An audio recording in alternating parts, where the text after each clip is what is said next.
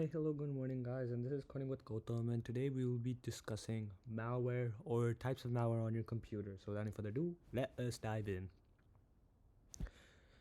So, first we will be talking about keylogging. So, keylogging is the use of program to record every keystroke made on the computer in order to gain fraudulent or access to passwords or other confidential information.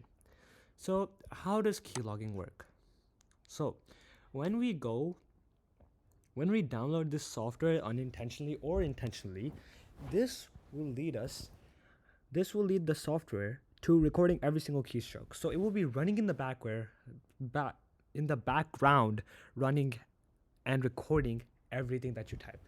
For example, you're logging into your mail, and next you're gonna have to input your mail. So next you could just say, your mail is, for example, my name is gautamrananki@gmail.com. It's gonna record that, and then it's gonna record my password, which could be coding with Gautam. And it will record this password and my Gmail, and will use this to gain fraudulent information. And this could be for more severe or more sensitive information, such as bank account information and other sensitive apps. So this is the keylogging app. So next time we can see, click the keylogging app. We got there. So we can click check. So now let's see. I'm not tabbed into the app. So next then let me just type something. So let's see. Oh, and next then you can see that I type my name. Next then it detected all that. So that's the power of keylogging. So this is not a true keylogger, because as a keylogger, if you can see that I'm onto a different tab, and next then I type, if I do that, you can see that doesn't work because now it's not on here. So this is not an actual keylogging software, but keylogging is a very harmful type of malware in today's world.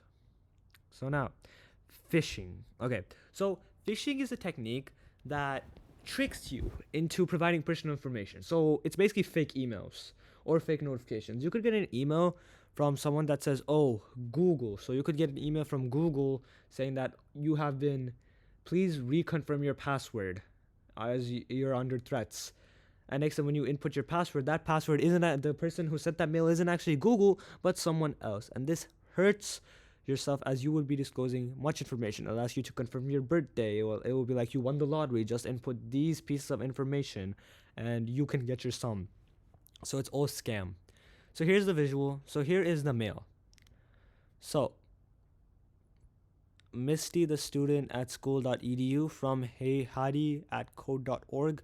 Hello, Misty. I am amazed to see all the good work you are doing in computer science principles. Log in into your account to see how I accept a fun reward. Sign in. Congrats. Hadi Partavi.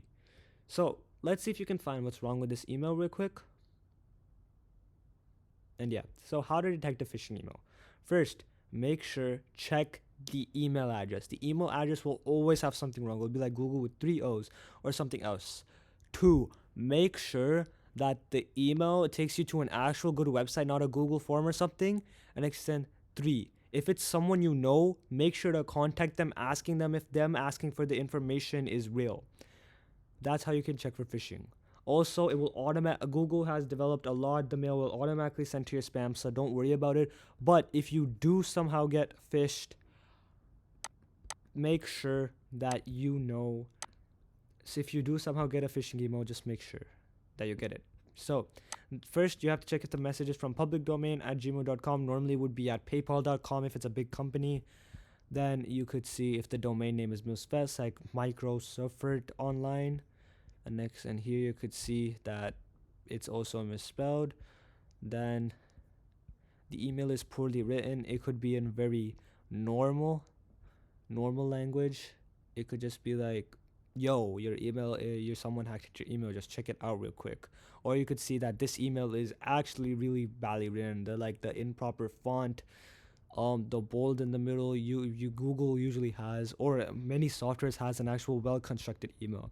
Then suspicious emails, it could be like it could say, view your bill, please fill out this form. If it's so, make sure that you're not downloading any suspicious downloads. And also, update your account, your MasterCard, credit card information, and all that. And then the message creates a sense of urgency, like, please find and close vendor banking instructions. I need you to process it immediately. They will try and make sure to use urgency so that you don't check everything before you do it. Make sure you check. If it's a person, check with the person, or B, use the other steps to determine if it's actually a threat. So that's phishing. Then malware. So malware is basically downloaded software which cyber criminals use to steal data, spread viruses, or hijack computers. So here we have the different types of malware. So here we have bugs. So bugs is basically a type of error that reduces a result. So basically, it's like editing the source code, like forgetting semicolons or like corrupting your files. The next, and this can cause a wide range of damage because it cannot let your computer run properly. A worm is basically security failures. So next, then if your computer is not updated regularly with security, then it will just use the loopholes in the old versions, and then it will just replicate itself and spread around the computer. And next, to spread around the computer, they can be used to take data, use your computer CPU, and many other things. So these are often hidden in attachments as well as consume bandwidth in an overload web server. So a virus is a piece of code loaded onto your computer without your knowledge. It can easily multiply and transmitted as an attachment or file. So when you download code online, or like when they ask you to download this file and it's like .py, .js, or .cr download, just make sure that you know that the file that you're about to download is a good file and from a trustable resource. Bots, it's basically it's a program that created to perform specific tasks. Bots basically get into your computer and use your CPU, GPU, your IP address to launch attacks. Bots can send spam from your computer, or they can be using DDoS attacks to bring down the entire website. A DDoS attack is basically an attack where you send multiple instances to a server, and the server gets overloaded and crashes. Trojan horses, much like the myth, a Trojan horse disguises itself as a normal file, tricks your users into downloading it, and that constantly installs malware. Ransomware, it basically denies access to your files or personal information and demands you to pay through Bitcoin, because Bitcoin cannot be tracked and it's faster, in order to access to be granted again. So basically, you could say that deleting all your files in 15 seconds if you do not wire me 1,500 Bitcoin right now. Then adware, basically a malware that automatically displays unwanted advertisements. Clicking on one of these ads could redirect you to a malicious site, and that will cause further malware download. Spyware, basically like keylogging, it basically spies on your activities, basically records your screen, records your keystrokes, and more. So signs you may have malware: if you have increased pop-up ads, website or computer freezing or crashing, redirected browser navigations, file being modified or deleted without your knowledge, emails and messages being sending without you specifically sending them, programs running without you turning them on or off. So how to put a stop to malware? So basically, scan your website, make sure that you're downloading files. Make sure you're downloading files from websites that are trusted. 2, are you sure you want to download that file? Make sure that you check if the file is, like I said before, a file that you want to download on a trusted site. And next, make sure that if it's something too good to be true, like you won the lottery, just give me your address and I'll ship you the money, that's fake.